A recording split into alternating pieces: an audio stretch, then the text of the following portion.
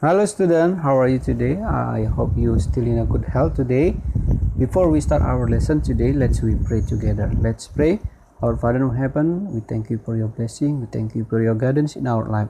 Today we want to start our lesson review for MTK. Bless us, bless our student, learn from home today.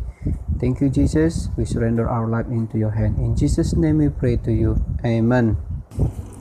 Oke, baik, kita akan mulai review final test matematika untuk semester 2 ini. Mulai dari pertama adalah ini bilangan pangkat 3 dan akar pangkat 3. Nah, contohnya di sini yaitu contoh soal 3 pangkat 3 tambah 5 pangkat 3 dikurang 2 pangkat 3. Nah, dari mana kita dapat di sini 27? Yaitu dari 3 pangkat 3 di sini ya. 3 pangkat 3. Oke, 3 pangkat 3 adalah 27, yaitu 3 kali 3 kali 3. Kemudian 5 pangkat 3, yaitu 5 kali 5 kali 5 sama dengan 125. Kemudian 2 pangkat 3, yaitu 2 kali 2 kali 2 sama dengan 8. Sehingga diperoleh hasil, nah itu 3 pangkat 3 adalah 27. Kemudian 5 pangkat 3 125 dikurang 8, maka dihasilkan 144. Oke, kedua ya yang B yaitu akar pangkat 3 dari 512. Nah, akar pangkat 3 dari 512. Oke, bisa dilihat dikali akar pangkat 3 dari 1728. Oke. Nah, dari mana? Di sini kita peroleh hasilnya adalah 8. Ya, karena akar pangkat 3 dari 125 itu 512 adalah 8. Kemudian akar pangkat 3 dari 1728 dari mana kita dapat? Nah, ingat caranya. Pertama dibagi menjadi 2 bagian dan ingat yang sebelah kanan itu 3 angka ya. Nah, bisa diperhatikan di sini 3 angka ya, 728 di sini 1. Nah, ini akar pangkat 3 yang menghasilkan 1 itu adalah ini dari 1 pangkat 3, kemudian yang 8 ini dari 2 pangkat 3, maka diperolehlah 12, maka hasilnya adalah 12. Sehingga akar dari 512 tadi 8 dan ini 12, maka dikalikan hasilnya 96. Oke, begitu seterusnya. Nah, kita perhatikan lagi untuk yang C. Akar pangkat 3 dari 12.167 itu sama dibagi 2. Perhatikan. Nah, kita lihat di sini ada 12. 12 itu dapatnya dari akar pangkat 3 dari berapa yang menghasilkan 8 apa 12? Ya, tidak ada, tapi yang menghasilkan yang mendekati adalah dari 2 pangkat 3 yaitu 8. Jadi 2 kita ambil sebagai angka untuk puluhannya. Kemudian yang untuk angka belakangnya 7 itu didapat dari 3 pangkat 3 yaitu menghasilkan 27. Jadi diperoleh hasilnya 23. Oke, kemudian kita masuk ke mengenal sifat balok. Nah, sifat balok. Mengenal sifat balok dan kubus. Ya, volume kubus. Sebuah kubus memiliki panjang rusuk 7 cm. Berapakah volume kubus itu?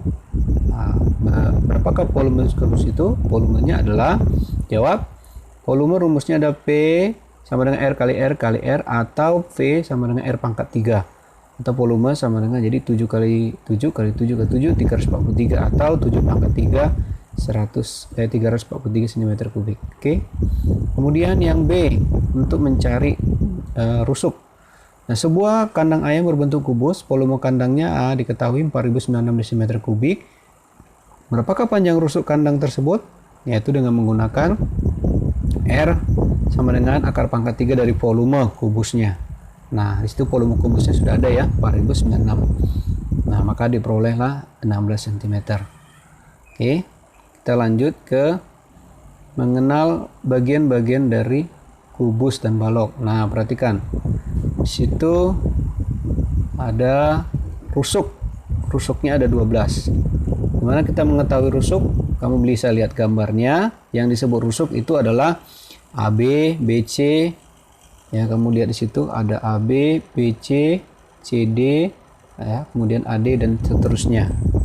Oke. Nah, bagaimana dengan sisi? Juga sama ya. Perhatikan gambarnya. Lalu yang disebut dengan diagonal sisi. Ya, diagonal sisi berarti bagian ini ya, diagonal sisi. Kemudian ada diagonal ruang, yaitu yang ini. Nah, ini disebut diagonal ruang. HB ya. Itu adalah diagonal ruang. Oke, begitu juga dengan balok. Oke. Kita lanjutkan.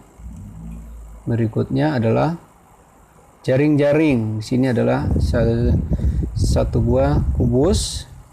Nah, di mana di situ sudah dibuatkan jaring-jaringnya. Ini adalah satu contoh jaring-jaring kubus. Masih ada contoh yang lain ya. Kamu bisa melihatnya dari buku. Kemudian ada lagi jaring-jaring balok. Nah, ini sebuah balok. Nah, ini adalah jaring-jaringnya. Nah, perhatikan. Itu hanya salah satu contoh.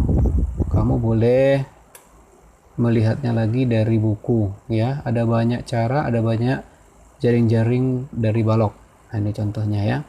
Kemudian volume balok. Bagaimana menghitung volume balok? Nah, volume balok itu rumusnya adalah panjang, ini bisa dilihat, panjang kali lebar kali tinggi.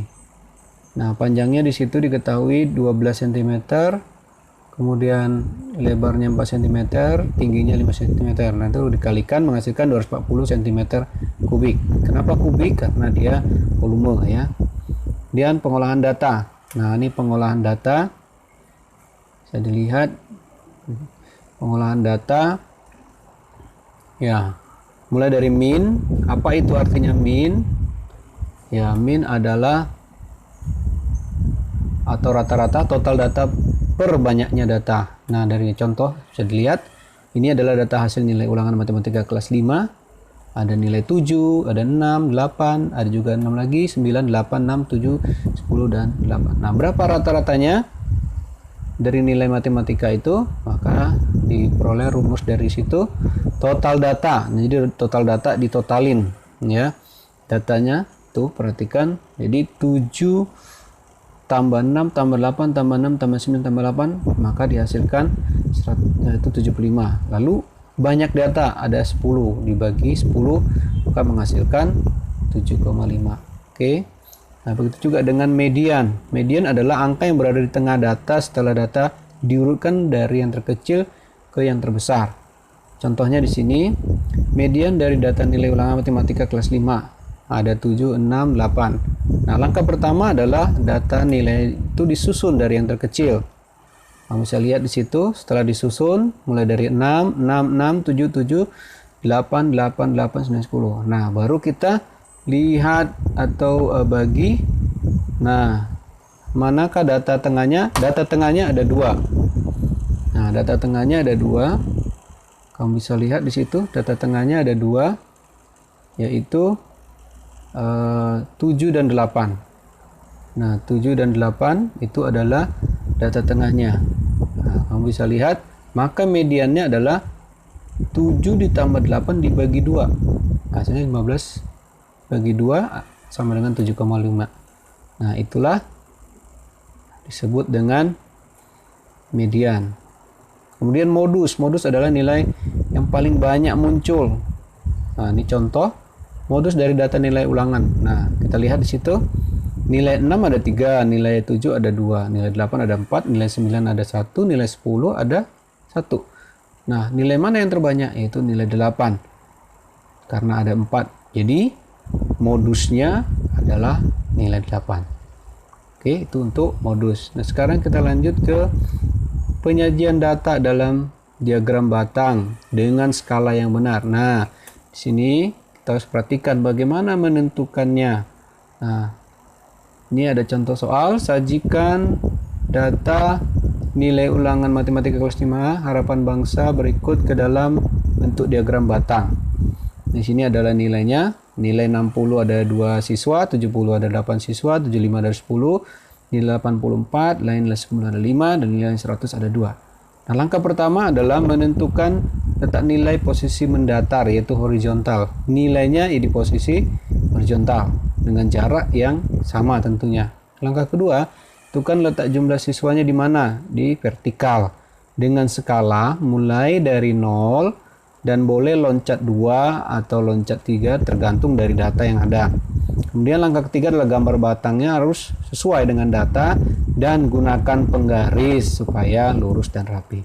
Lalu langkah keempat adalah tulis judulnya dan bagian di atas diagram. Nah, ini contohnya, kamu bisa lihat. Nah, ini ada contoh gambarnya ya. Oke. Nah, ini salah satu contoh yang sudah saya buat dari data yang tadi ya. Nah, di situ nilai 60 itu ada 2 tadi ya. Nilai 60, lalu nilai 70, 75 dan seterusnya. Dan lihat, perhatikan di situ. Ini ya skalanya 0, 2, 4, 6, 8, 10. Kalau kamu menggambarkan di buku kotak-kotak, maka dia ada kotaknya bisa dilompatin 2 kotak atau begitu. Jadi seperti ini. Ini kotaknya juga harus lurus seperti itu. Oke. Itu adalah contohnya. Oke, sampai di situ ya. Kalian boleh mempelajari dari ini hasil-hasil ulangan penilaian tengah semester dan seterusnya. Oke, sampai di situ. Terima kasih, Tuhan Yesus memberkati.